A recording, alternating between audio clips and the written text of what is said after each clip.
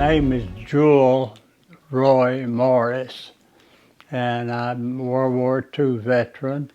I joined the Navy one day after Japan bombed Pearl Harbor, because I knew I'd be drafted and maybe put somewhere walking out through the woods, and I didn't like that idea. So I joined the Navy Reserve, went aboard ship in Astoria, Oregon, and we went out across the Pacific, and I spent the rest of my time, I put 17 months in on that same ship.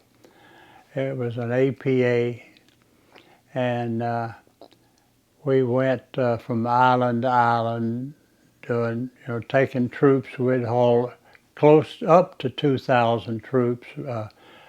Usually it would be Marines and sometimes soldiers, Army, but mostly it would be Marines. And we would go in to an island and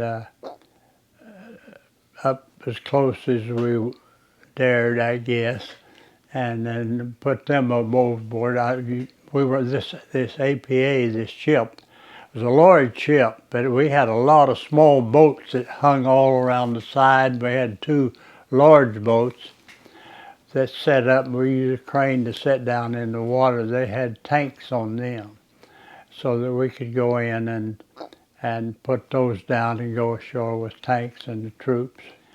But I do remember this one time we were the largest armada of ships ever assembled, and I climbed up as high as I could climb on our ship and looked out, and I couldn't see the end of ships. That's how far. It was just so many ships to blow your mind. And we had so many ships of all kind out there that you could ever think of: battleships and destroyers and submarines and everything you could think of ready to invade Japan itself, I guess it was. But then 3 days later, we got word that the war was over. I was the dispersing officer, the paymaster, most people would call it in a business. But I was also the coding and decoding officer for the captain. If he wanted to send a secret message or if he received one, why, he would call for me, and I did that. I was trained to do that.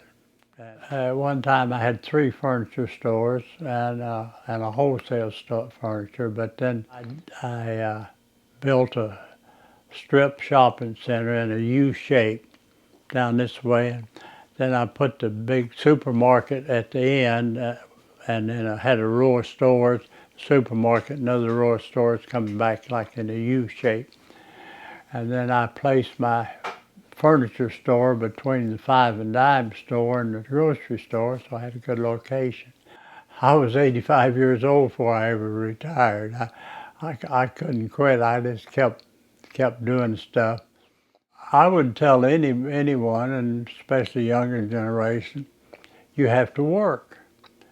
I grew up, my mother and dad were both school teachers. We lived out on the farm. Well, I can remember about 12 years old during the Depression that my mother and dad and I would work in the cotton down in the river bottoms, hoeing cotton or corn.